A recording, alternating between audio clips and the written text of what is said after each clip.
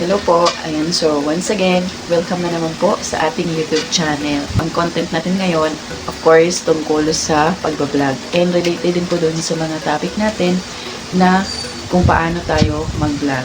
Ito po ay sharing my experience as a content creator kung paano ako nagsimula or nag-start na mag-vlog.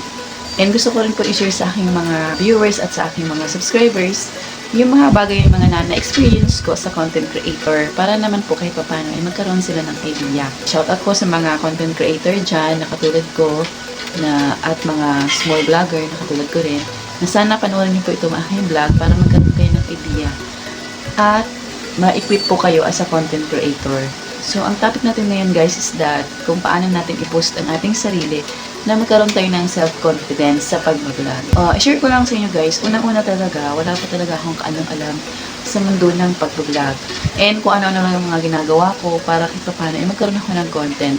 Pero syempre, as tulad ng sinasabi ko, ako po ay first timer na magbablog and wala pa akong idea, wala pa akong alam. So syempre, ang aim ko lang noon is mag-upload ng mga content sa aking YouTube channel.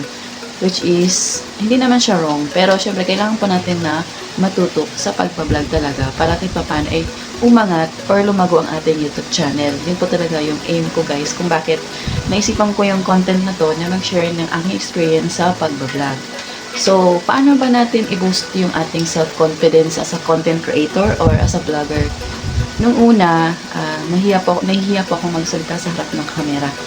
And, of course, practice, nanonood ng tutorial sa YouTube, kung ano yung mga dapat kong gawin as a content creator, hanggang sa na-enhance ko na siya talaga guys. Masasabi ko na mahirap din kasi nga, wala naman akong idea, wala naman akong background sa broadcasting or sa pagsasalita.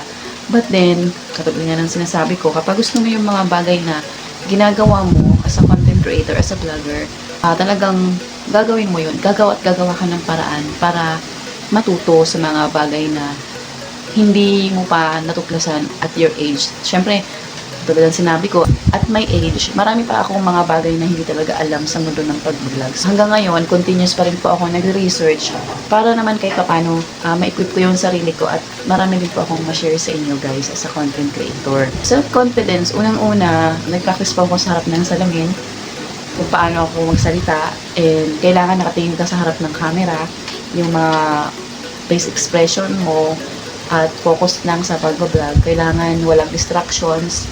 And of course, kapag gumawa ka ng videos, kailangan tuloy-tuloy lang. Kahit may mga mistakes or mga maling captured or mga maling footage, go lang. Kasi pwede naman natin ikat yan doon sa ating editing app.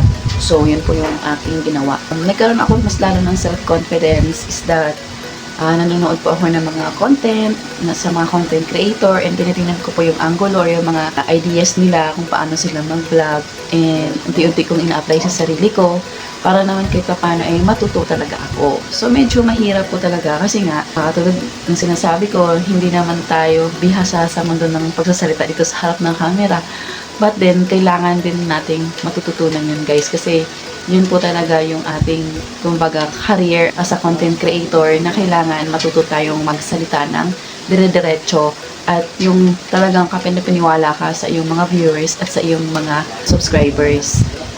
Kumbaga, hindi sila hindi sila mabuboring sa'yo na panoorin ka dahil may sense yung mga sinasabi mo at may sense naman yung ginagawa mo na content which is nakakatulong din sa kanila guys. Kailangan talaga magkaroon ka ng self-confidence para hindi umalis ang iyong mga subscribers at viewers sa iyong YouTube channel para hindi naman ito masasayang.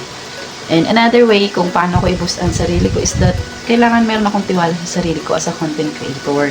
Kailangan po talaga na time to time, mag-isip ka ng idea at paraan kung paano mo iangat yung sarili mo, iangat yung YouTube channel mo. At kung ano man yung kakulangan sa sarili mo, kailangan gumawa ka ng paraan para ito ay iyong ma-enhance. Katulad ng sinasabi ko sa pagsasalita sa camera, medyo mahirap po talaga yun guys sa una. Pero kapag natuto ka, I'm sure mani-mani na lang yun sa inyo. Kayang-kaya nyo yan. Lalo na dun sa mga nagbabalak na mag-vlog at nagbabalak na gumawa ng YouTube channel. Practicein nyo na po ang sarili nyo sa harap ng salamin magsalita. na hindi kayo nadidistract or tuloy-tuloy yung face expressions, yung wordings, and of course, yung paano ka mag-deliver ng iyong speech sa mga viewers at sa mga subscribers, at yung klaro at maintindihan nila yung mga topic at content mo, kung anong ibig sabihin, kung paano mo explain sa kanila yung content mo, yung topic na gusto mong iparating sa kanila.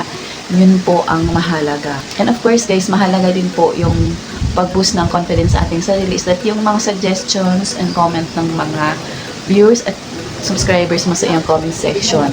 Based on my experience, malaking tulong po talaga yon. Yung mga comment and suggestions, kung ano yung dapat mong gawin, nakatulong po talaga sa akin yun guys. Kasi may nagko-comment po dun sa aking comment sections, kung ano yung dapat kong gawin as a content creator. And wag po tayong ma-open dun kasi it's our way kung paano natin i-upgrade yung ating sarili or i-motivate yung ating sarili. Maging open-minded tayo doon guys. Kasi kung wala yung ating mga viewers at ating mga subscribers, wala rin po tayo dito sa mundo ng YouTube at hindi po talaga aangat yung ating YouTube channel kung wala po talaga sila. So, sana may natutunan na naman po kayo for my content for today kung paano natin i-boost ating sarili. And this is Shine siya once again na nagsasabi sa inyo na kung kaya ko, I'm sure kakayanin mo rin. Don't forget to subscribe and hit the notification bell guys para kayo updated sa ating bagong videos na i-upload. Thank you so much!